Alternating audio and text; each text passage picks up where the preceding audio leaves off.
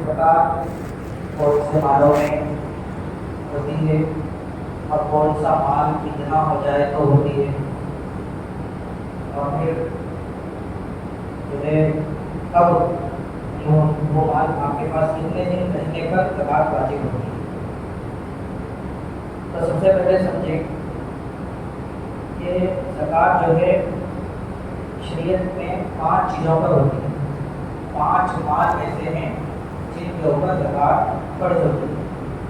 पहली चीज़ सोना, दूसरी चीज़ चांदी, तीसरी चीज़ माल यानी पैसे, करेंसी, आपके पास जो भी जमा पूंजी है वो, और चौथी चीज़ है माल तिजारत, और 5वीं चीज़ है जानवर। जानवरों में ऊँट है, गाय, भैंस है और बकरी है। खैर इनका ताल्लुक जो भी हमारे हमसे ज़्यादा नहीं होता, तो इस टॉपिक को हम छोड़ देते हैं। तो सबसे पहले जो है सोने के ऊपर बात करते हैं कि कितना सोना हो तो ज़कात वाजिब होगी। हदीस मुबारका के अंदर अल्लाह के रसूल सल्लल्लाहु अलैहि वसल्लम ने फरमाया, जिस शख्स के पास 20 दीनार हो उसके ऊपर ज़कात फर्ज है। दीनार सोने के सिक्के को कहा जाता है। पहले ज़माने में सोने के सिक्के चलते थे, तो सोने के सिक्के को दीनार कहते थे और चांदी के सिक्के को दिरहम कहा जाता है। तो अल्लाह के रसूल सल्लल्लाहु अलैहि वसल्लम की जो हदीस है, आपने इरशाद फरमाया 20 दीनार जिसके पास हो उसके ऊपर ज़कात फर्ज होती है। 20 दीनार अगर हम आज के भी ज़माने में देखें तो वो कितना बनता है, तो उसकी जो मालियत बनती है, अगर तोला अगर 12 ग्राम का हो, तोला अगर 12 ग्राम का हो तो उस लिहाज से 7.5 तोले सोने पर ज़कात वाजिब होती है। तोला अगर 12 ग्राम का हो तो 7.5 तोले सोने पर ज़कात फर्ज होती है। अब क्योंकि ज़माने के हिसाब से तोला थोड़ा कम हो गया, तोला पहले जो है 12 ग्राम का चल रहा था, अभी तोला जो है वो 10 ग्राम का चल रहा है। तो 10 ग्राम के हिसाब से अगर हम देखें तो 10 ग्राम के हिसाब से आपका सोना 9 तोले होना, 7.5 तोले नहीं, 9 तोले। हाँ, 12 ग्राम के तोले के हिसाब से देखें तो 7.5 तोले सोना होता है। अगर 10 ग्राम के तोले के हिसाब से देखें तो आपका सोना बनेगा 9 तोले। अगर आपके पास 9 तोले सोना है तो फिर आपके ऊपर ज़कात फर्ज होगी। आपके पास सिर्फ सोना होना, सोने के अलावा कोई दूसरा माल नहीं रहना, यानी चांदी नहीं रहना, पैसे नहीं रहना, और इसी तरीके से कारोबार का माल नहीं रहना, सिर्फ सोना है, तो फिर सोने में ये हिसाब देखा जाएगा। अगर आप 12 ग्राम के तोले के हिसाब से देख रहे हैं तो 7.5 तोले सोना, अगर 10 ग्राम के तोले के हिसाब से देख रहे हैं तो 9 तोले सोना। ये सोने का निसाब है। चांदी का निसाब, चांदी भी अगर चांदी 12 ग्राम के हिसाब से तोला अगर देखें तो 52.5 तोले, और अगर 10 ग्राम के हिसाब से देखें तो 63 तोले चांदी बनती है। तो आज के ज़माने में क्योंकि 10 ग्राम का तोला चल रहा, तो लिहाजा 63 तोले चांदी अगर किसी के पास है तो फिर उसके ऊपर ज़कात फर्ज हो। सिर्फ चांदी रहना, सोना नहीं रहना।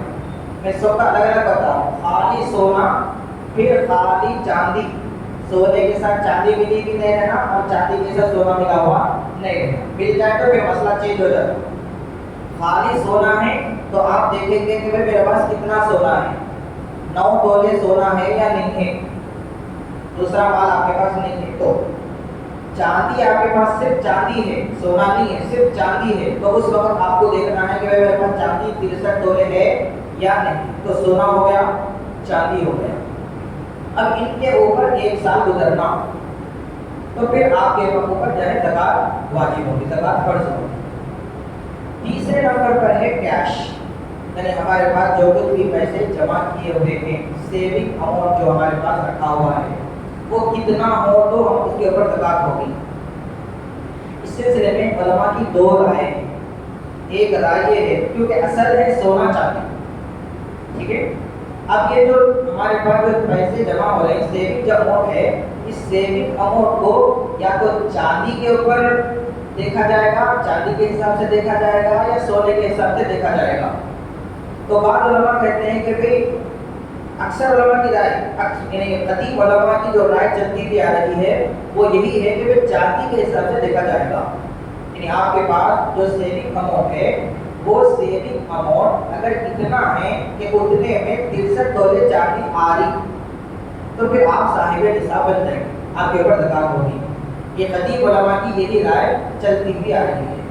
اور کچھ نئے یعنی اس زمانے کے موجودہ دور کے بعض علماء کی رائے یہ ہے کہ بھئی جو ہے سونے کے حساب سے دیکھا جائے گا، کیونکہ اللہ کے رسول صلی اللہ علیہ وسلم کے زمانے میں سونا اور چاندی یہ جو حساب بتایا گیا، سونے کے بارے میں اللہ کے رسول نے فرمایا کہ کم سے کم 20 دینار ہونا ہوگا، 30 بتایا گیا. اور چاندی کے بارے میں اللہ کے رسول نے فرمایا کہ 200 دینار، 200 درہم. تو 200 درہم چاندی والا تو ہمارے زمانے کے حساب سے وہی 52.5 تولے یا 53 تولے بنتی.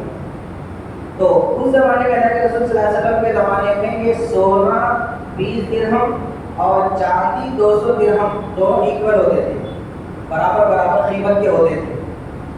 کیونکہ لیکن آج کے زمانے میں چاندی میں سونے میں بہت زیادہ فرق ہو گیا، قیمت کے اعتبار سے بہت زیادہ فرق ہو گیا. تو اس بات سے بعض علماء یہ کہتے ہیں کہ سونے کے حساب سے دیکھا جائے کہ بھئی اگر آپ کے پاس جو سیونگ اماؤنٹ ہے وہ سیونگ اماؤنٹ اتنا ہو کہ جتنے میں آپ جو ہے 9 تولے سونا خرید سکنا، تو پھر آپ کے اوپر وہ سیونگ اماؤنٹ کے اوپر زکات فرض ہوگی. لیکن بہترین کیا ہے؟ بہترین کم کے اوپر عمل کر لیا جائے. چاندی کو اگر ہم نصاب بنا لیں، چاندی کو اگر ہم کیا ہے پیمانہ بنا کر چاندی کے اوپر ہی اگر پیسوں کو دیکھ کر اگر اس میں سے ہم زکات نکال لیں تو یہ بہترین ہے، کیونکہ اس کے اندر کوئی ڈاؤٹ نہیں رہتا، اس کے اندر کوئی ڈاؤٹ نہیں. اور کیا ہے زکات ادا کرنا ہے تو اللہ کے راستے میں دینا ہے، دل کی خوشی کے ساتھ دینا ہے. لہٰذا یہ چاندی کو نصاب کرنا، چاندی کو اگر ہم جو ہے اپنا پیمانہ بنا کر اگر ہم زکات نکال لیں تو یہ بہتر شکل ہے. اور کیونکہ قدیم علماء کی یہی رائے ہے، اسی کے اوپر عمل کرنا زیادہ بہتر ہے. تو آپ کے سامنے سونے کا نصاب آیا، چاندی کا نصاب آیا، اور اسی طریقے سے سیونگ اماؤنٹ، ان تینوں کے بارے میں بات ہے. چوتھی چیز ہے مال تجارت، تجارت کا جو مال ہے.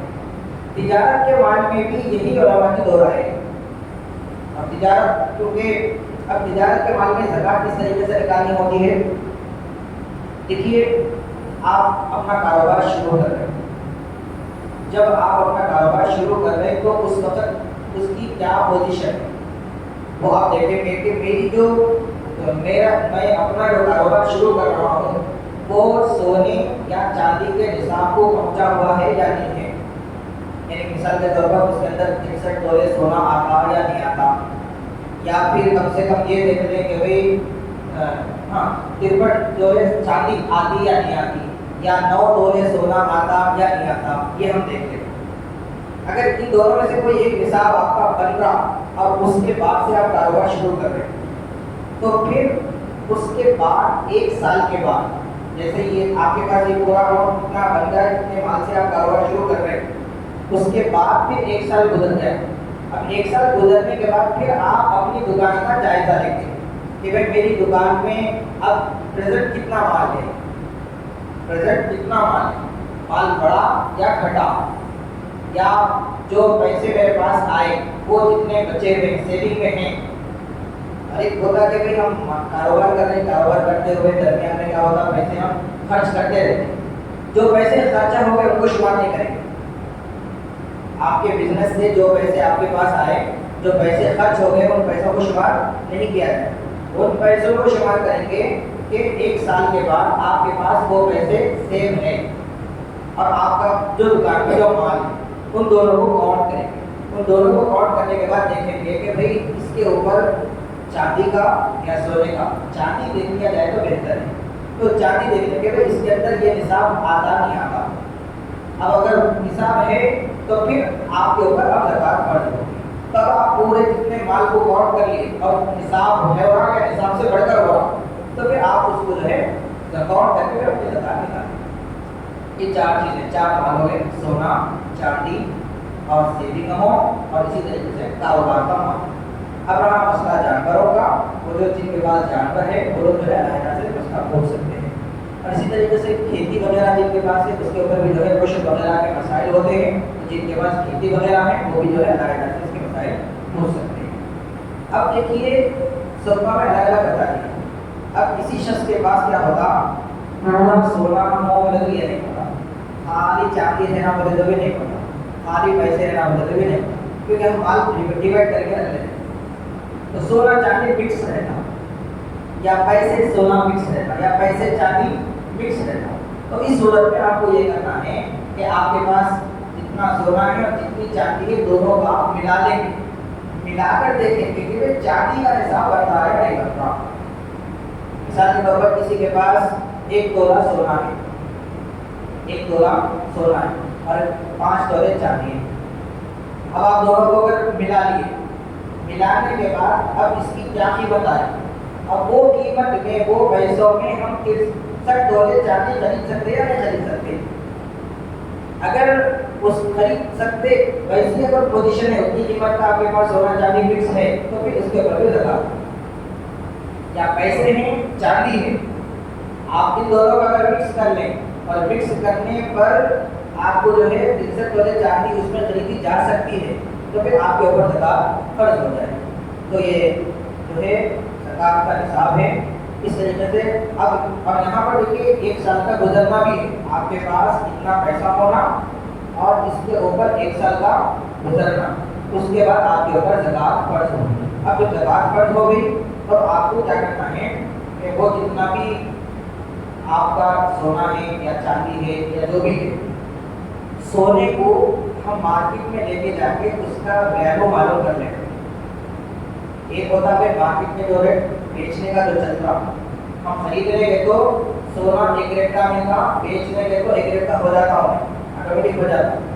خریدنے گئے تو 1 ریٹ کا ملتا, بیچنے گئے تو اس میں کون سی قیمت کا اعتبار کریں گے, خریدنے کی یا بیچنے کی. تو بیچنے کی قیمت کا اعتبار کریں گے. ہم یہ سونا بیچے تو ہمارے کو کتنے پیسے آتے, اس کا اعتبار ہوگا, خریدنے کا نہیں ہوگا. کیونکہ ہمارے مال کے اوپر زکات فرض ہوگی نا, تو ہمارا مال کتنی مالیت رکھتا وہ ہے سر. تو اگر ہمارا مال ہم خرید کے لائے تھے 54,000 روپے تولہ خرید کے لائے تھے, 54 میں خرید کے لائے تھے, اگر بیچنے گئے تو آ رہے 49.50 یا 48 آ رہے, تو بیچنے کے تو کیا قیمت آتی وہ قیمت کا اعتبار کیا جائے. پھر آپ اس قیمت کو جو ہے جوڑ لیں, جوڑ لینے کے بعد اس کو جو ہے پوری قیمت کو, سونا ہے تو سونے کی قیمت کو بیچیں گے تو کتنے آتے, چاندی ہے تو چاندی بیچیں گے تو اس کی کتنے پیسے آتے, دونوں کو جگہ پلس کر لیں. پھر اس کے بعد ہمارے پاس کتنے سیونگ اماؤنٹ ہے اس کو پلس کر لیں. پلس کرنے کا پورے پیسے جب ایک جگہ جمع ہو جائیں تو پھر آپ ان کو کیا کریں 40 کے اوپر ڈیوائڈ کریں, 40 پر ڈیوائڈ کریں. 40 کے اوپر ڈیوائڈ کرنے کے بعد جو بھی اماؤنٹ آئے گا وہ اماؤنٹ آپ زکات میں نکالیں. اور زکات کن کو دی جا سکتی ہے اور کن کو نہیں دی جا سکتی, انشاءاللہ اس کے بعد کل بات ہے. کوئی سوال نہیں, کل کے مسائل میں اس کو کوئی سوال باقی رہتا ہے.